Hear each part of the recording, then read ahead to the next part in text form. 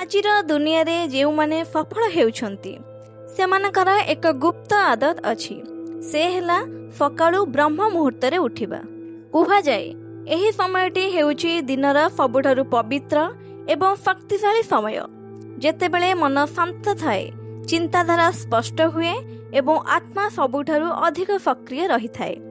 किंतु प्रश्न हेउछि सकाळु एते शीघ्र उठिले आम जीवन रे केमिति परिवर्तन आसे। एही भिडियो रे आमे जानिबा ब्रह्म मुहूर्त रे उठिबार आश्चर्य फायदा एवं केमिति एहा तुम जीवन को सफलता दिगरे नहीं जाई पारे। आमे आम जीवन रे ब्रह्म मुहूर्त विषय रे अनेक कथा सुनिछि। पूर्वे प्रतिटी घरे ब्रह्म मुहूर्त को नहीं रहिथिबा नियम कानून रो पालन करा जाउथला, किंतु समय क्रमे एहा धीरे धीरे आम जीवन शैली रु हटिबाकू लागिलानी। किंतु केतेक कथा अछि जहा उपरे ध्यान देले घरे सुख शांति धन जन गोपलक्ष्मीर कौनसी भी अभाव रहिबो नाही।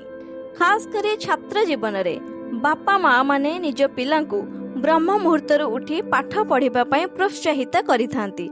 एही समय रे पाठ पढ़िबा द्वारा धी ज्ञान वृद्धि पाइथाय बोली साधारण रे विश्वास रहिछि। सकाळ 4टारू नै 5:30 जाए समय को साधारणतः ब्रह्म मुहूर्त बोली कुहा जायथाय। एही समय रे वातावरण अत्यंत शांत निर्मल और सात्विक ऊर्जा रे भरी रही थाए। तेणु एही समय काल को आध्यात्मिक साधना ध्यान जप और अध्ययन करबाकू सर्वोत्तम समय बोली मान्यता रही। ब्रह्म मुहूर्त को ज्योतिष शास्त्र रे अक्षय मुहूर्त बोली मध्य कुहा जायथाए। काहेकि ना एही समय रे करा जाउथिबा भल कामर फल केबे भी नष्ट होई न थाए। आ खास एही कारण को पूर्वे मुनि ऋषि माने ब्रह्म मुहूर्त रे ही निज साधना आरंभ करुथिले। विभिन्न धार्मिक मान्यता अनुसार ब्रह्म मुहूर्त रे निदरु उठिबा परे निज हाथ पापुली को देखिबार आवश्यकता रही थाए, कारण हाथ रे माँ लक्ष्मी धन माँ सरस्वती ज्ञान और भगवान विष्णु कर्मक निवास रही थाए। एहा परे आपण निजर इष्ट देवता को स्मरण करी गायत्री मंत्र गान करंतु। एपरि करिबा द्वारा घरु नकारात्मक शक्ति बाहरिबा सह मन शांत रही थाए। सेही भली एहा परे आपण महादेव को स्मरण करी ओम शब्दर उच्चारण करंतु।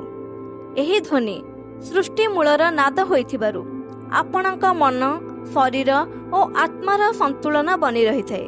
आपण एपरि करिबा द्वारा जीवन रे अटकिथिबा काम पूरा हेबा सह ईश्वरंकर कृपा प्राप्ति होई थाए।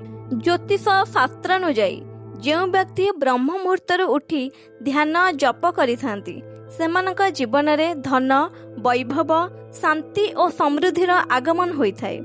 आपणक उपरे माँ लक्ष्मीकर आशीर्वाद बनी रहिबा सह आर्थिक स्थिति रे सुधार आसी थाए।